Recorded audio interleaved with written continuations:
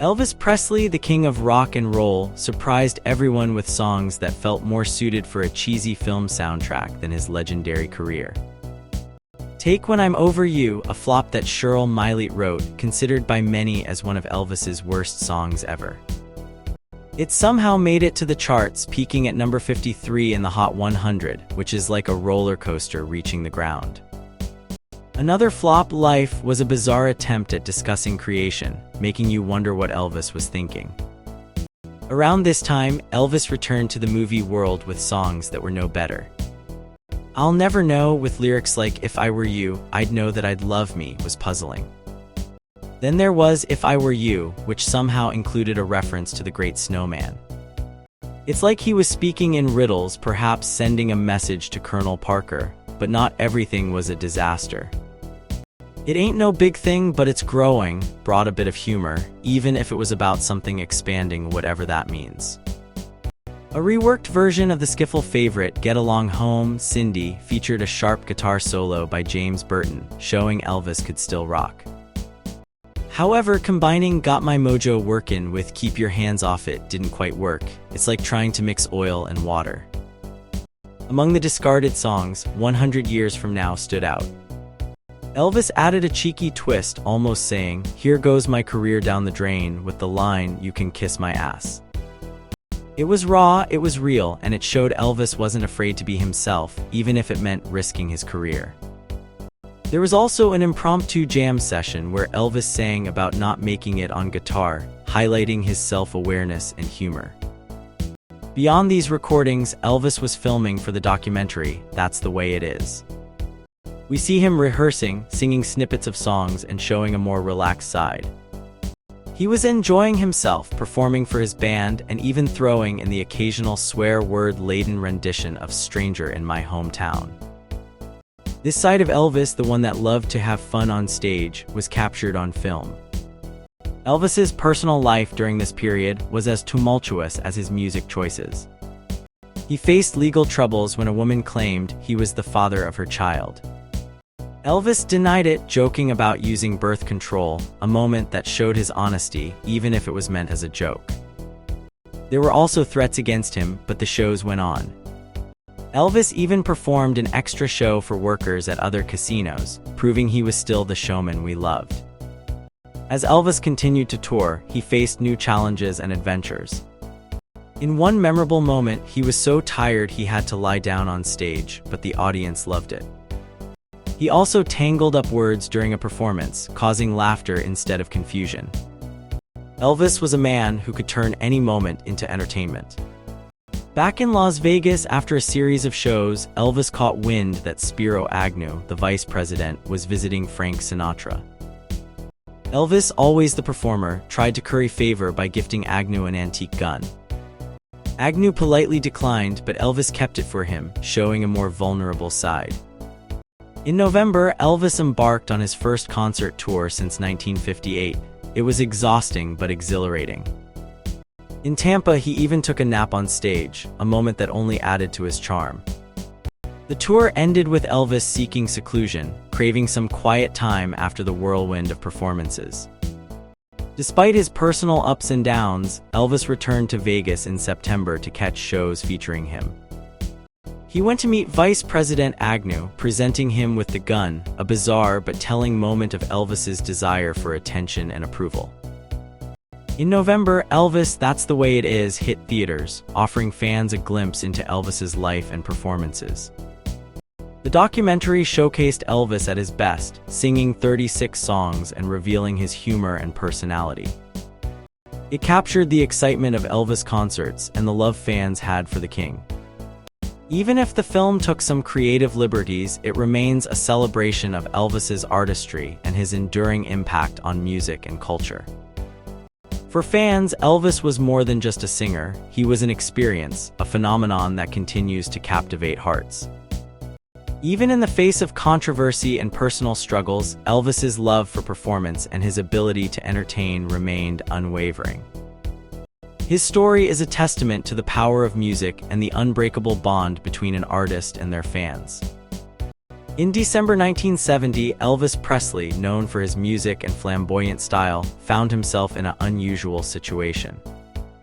He had just spent a fortune on Christmas gifts, 30 handguns and 10 luxury cars, which shocked many, including his father Vernon. Vernon was worried about the money and the image it created.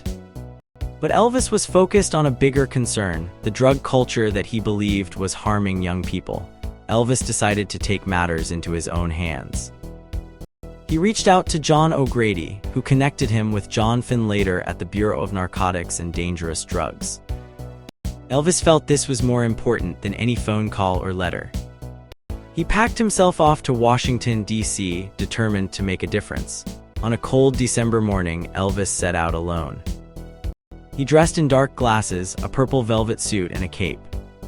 He even wore mascara, which didn't help him blend in as he had hoped. He bought a ticket to Washington and headed to the airport. As a famous star, he wasn't checked for weapons but had to give a few autographs on the way. When Elvis arrived in Washington, he had to come up with a plan. He asked a cab driver to wait for him at a donut shop. Just then, a hoodlum tried to steal his jewelry. Elvis pulled out his gun, showing he wasn't to be messed with. He felt like he was on an exciting adventure. At the Washington Hotel, Elvis checked in using an alias, Colonel John Burroughs. His family at Graceland was worried sick, thinking he had gone missing. Elvis knew he needed help, so he called Jerry Schilling, an old friend who had left the Memphis Mafia to work in Hollywood. Jerry arrived, and Elvis, not feeling well, had him give him a shot to calm down. With Jerry's help, Elvis set out again, this time with a wooden box containing an antique Colt 45 as a gift for the president.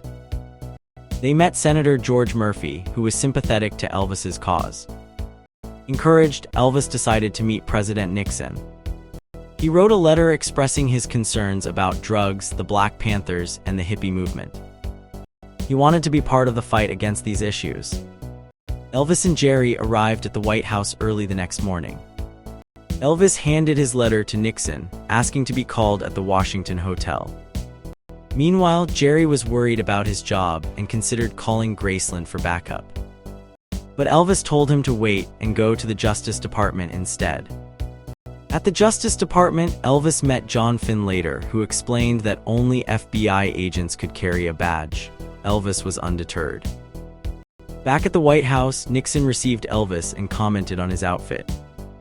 Elvis replied wittily, "Mr. President, you got your show to run and I got mine." Their conversation was lively, though details are scarce. Nixon was keen on recording everything, and it's likely they talked about the drug problem and Elvis's desire to help.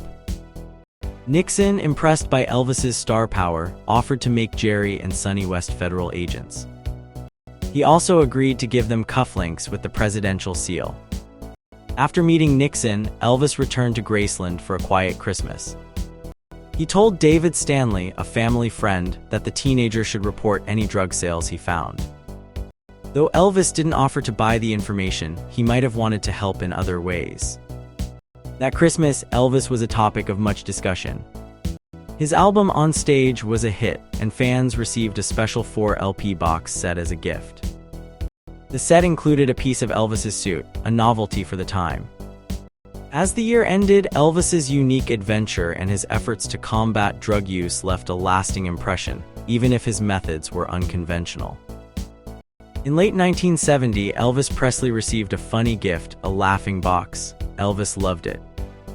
He'd press a button and say, "Meet Colonel Parker," but Colonel Parker wasn't laughing. He was very worried.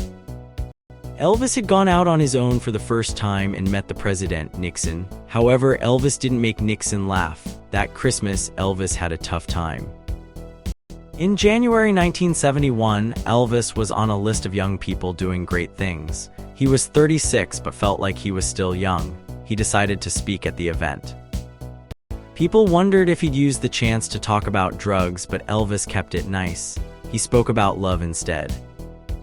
Years later, another big singer, Bob Dylan, got a similar honor and said nice things about Elvis too. Despite this, Elvis wasn't feeling well. He had a bad month with some canceled shows. After resting in Palm Springs, he went back to work. In March 1971, he went to a recording studio in Nashville. He wanted to make 2 albums, one for Christmas and another religious album. Elvis usually liked to pick the songs in any order he wanted. But this time he had a headache and a sore eye, yet he still managed to record some songs. One song, "The First Time Ever I Saw Your Face," was special. It was written by Ewan MacColl for his wife, Peggy Seeger. Elvis liked the song and often sang it in his shows. It showed his emotional side as he sang it with more passion over time. Another song he recorded was based on a story about a man who treated women poorly. Elvis sang it casually, matching the feeling of the lyrics. Elvis also recorded "Amazing Grace." He didn't record it until 1971, even though the song was very old. It was about freedom and gratitude, something that resonated with Elvis as he faced his own struggles. One day, after recording just a few songs, Elvis got so upset he threw a guitar and decided to stop for the day. His doctor, Dr. Nishapoulos, was called and found out Elvis had glaucoma, a condition that could harm his eyes. It was linked to the dark dye from his hair mixing with sweat. For a few weeks, Elvis rested. He and Priscilla even went to Hawaii to relax.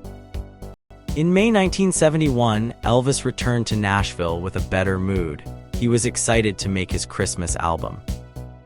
The studio was decorated with a Christmas tree and presents. Even though Elvis could have gone home, he stayed to keep working.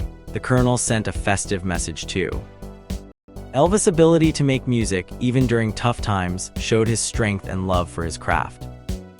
His songs continued to touch many people's hearts, proving his lasting impact on music and culture.